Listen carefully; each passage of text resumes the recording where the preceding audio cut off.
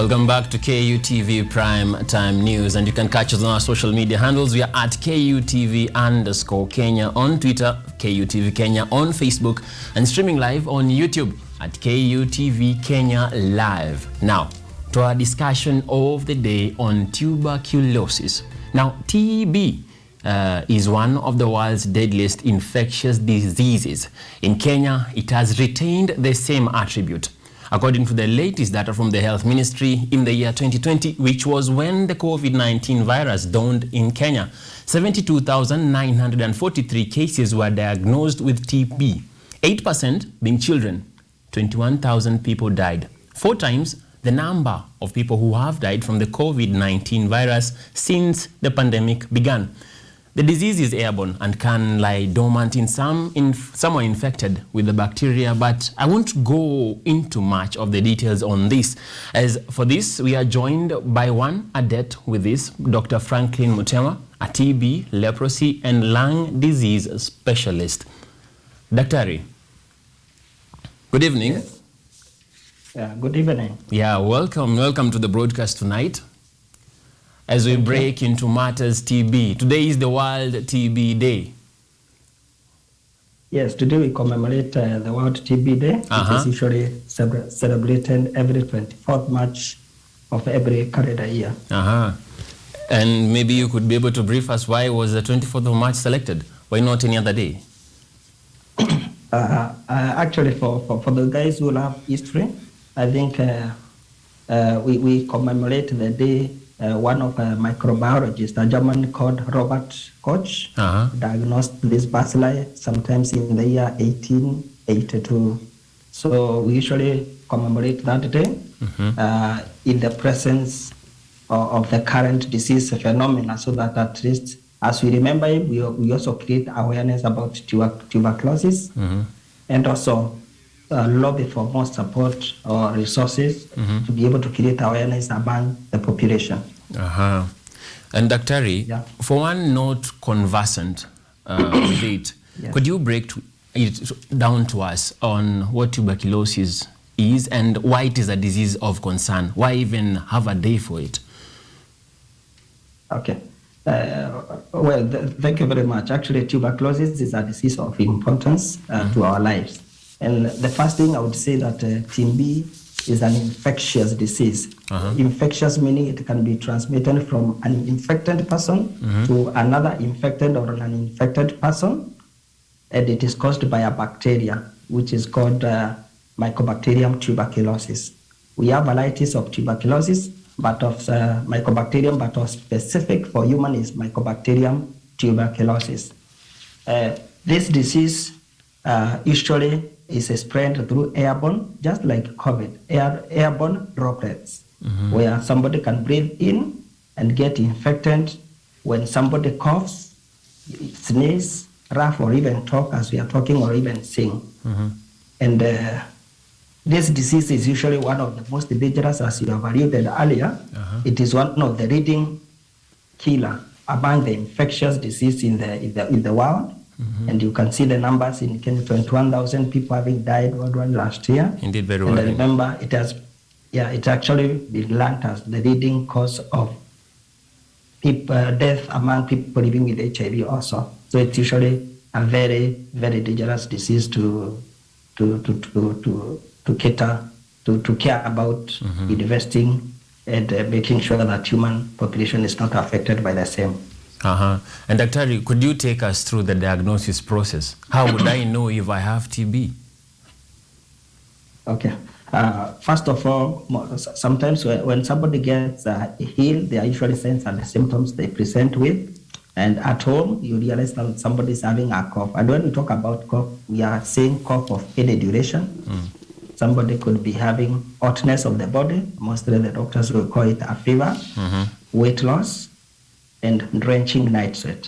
So people sweat at night, yes, but at this time, when you sleep, when you're waking up at night, your beddings are actually wet out of sweat and unintended weight loss. Others may present with other symptoms like a chest pain. Somebody can cough, produce a sputum, which is actually blood stain. And in children, there is failure to thrive. They don't have actually weight. It is either started weight or they start dropping in weight. Mm-hmm. So when they have these signs and symptoms, they come to the hospital. Our clinicians are able to take a good history and examination. They would request a patient to give us a sample, obviously the sputum, which is subjected for testing. This is what I was saying was discovered initially in 1882. But as we were able to progress, we are doing more other advanced tests. But initially we could take 2 samples or sputum, which is tested using either a light microscope or a fluorescent microscope. But currently we are using molecular tests like a gene expert, which is a test now which can be able to give you results within 3 hours, unlike the microscopy which we are getting within 48 hours. And this has actually made us to be able to make more diagnosis earlier and to be able to save more lives within our country and world at large. So when we take that sample for the tests, we are able to diagnose and put you on treatment on time. Other tests we can be able to do, we also do various x-rays. You can do a chest x-ray or even a CT scan for that matter, so that we can be able to see that the damages which have been caused by the mycobacterium into the lungs.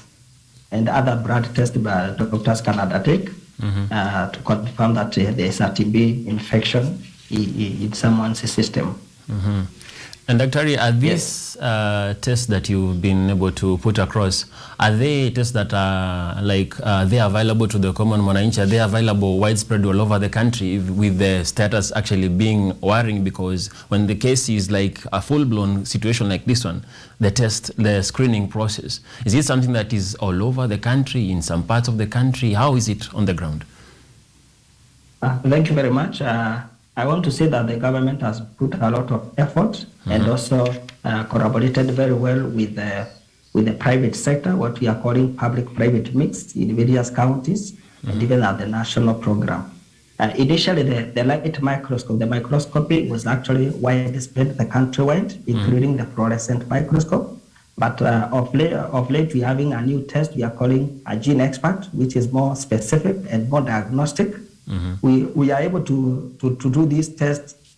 Each and every county has got at least more than one gene expert machine, and this machine are able to run loudly within the county. And the test is a good innovation because it is specific for the mycobacterium we talked about infecting the human race. So it is across. And the national TB program is in the progress of adding even more machines to the national and even to the county level, so that the machine will be able to tell us whether somebody is having actual tuberculosis or not.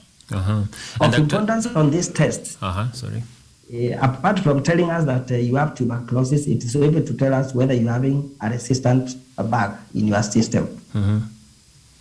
Yes. And Dr. Ray, we've talked so much about testing for TB. Yes.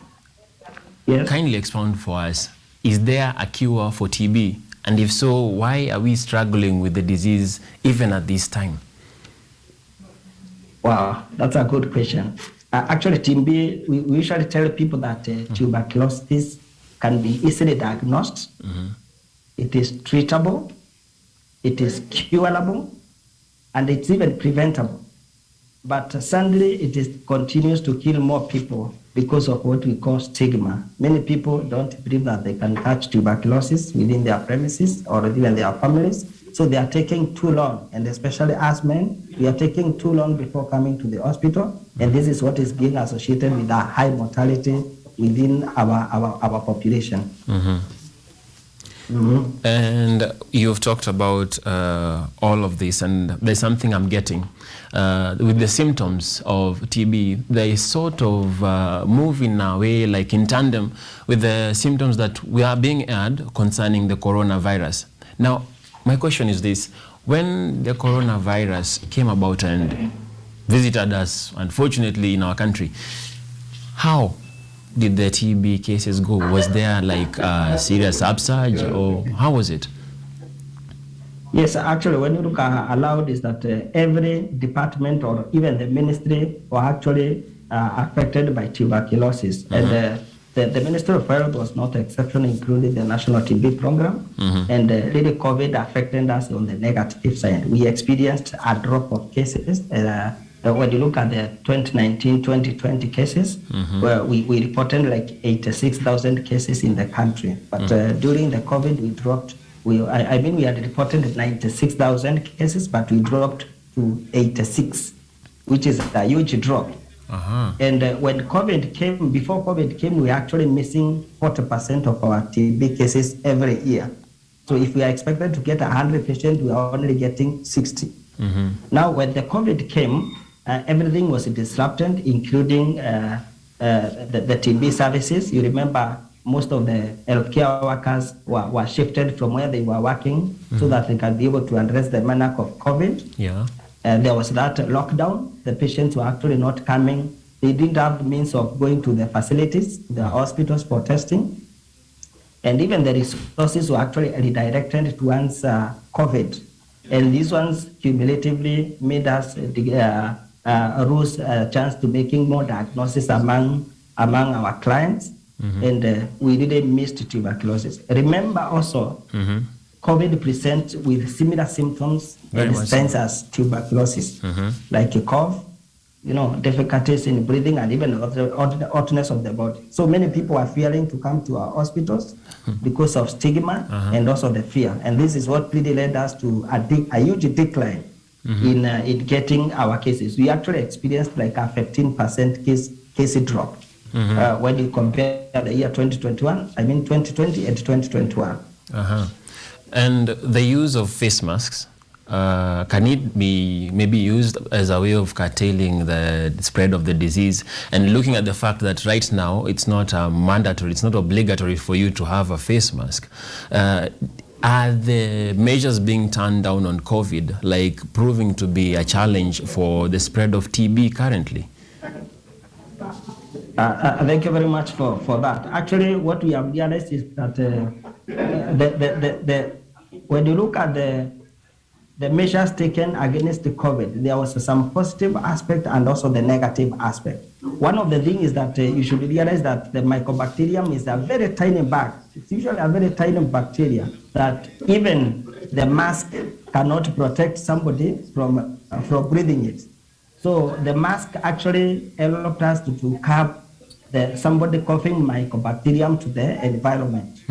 And this one reduced the number of bacilli which are hovering on the environment, reducing the chances that somebody can inhale the same bacilli and get infected. But we don't have a clear data to show that actually wearing of mask has reduced this number of TB cases. Maybe the cases dropped not because of the mask, but the failure of the patients coming to be diagnosed. Because currently, because I'm still in the practice, we are diagnosing people who have been very sick of tuberculosis.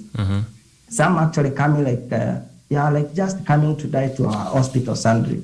So we still have tuberculosis in the communities, and even COVID. We are not out of the hook.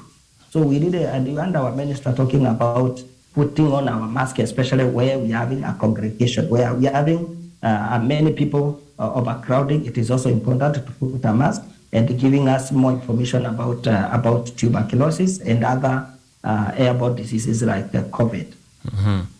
And now a question of concern. There was a lot of skepticism when we were actually trying to test people for COVID and all of that, with worries that it is painful or the otherwise. Could you just make it clear? Is getting screened for TB painful in any way? There's when the media took over the responsibility of awareness, they did a good job and guys were able to see. But unfortunately, the procedures which were being used to collect samples for COVID looked to be like torturous or painful. Unlike for tuberculosis, where we request you to produce your sputum. Actually, you cough, you produce your sputum, and you forward it to the laboratory. When you come to the laboratory, we just insert it to the gene expert machine, which processes the results. Within 3 hours, you'll be able to get your results. So testing for tuberculosis is actually the easiest test which can be done. It does not involve a doctor or a nurse or a clinic officer coming into your system to get the sample, unlike in COVID. And Daktari, That's all the time we had today, and we are grateful that you you joined us for this interview on World Tuberculosis Day. Thank you for making time for us, Dr. Frankline. Thank you so much. We do hope that everything will be on point, because it is very, very necessary to actually be concerned on the matter of tuberculosis, being a day that we are marking to commemorate and to actually highlight and create awareness concerning the disease that is worrying and has taken a lot of people down. And with that, we take our short break here on KUTV Primetime News. Stay tuned. We'll be back with more news.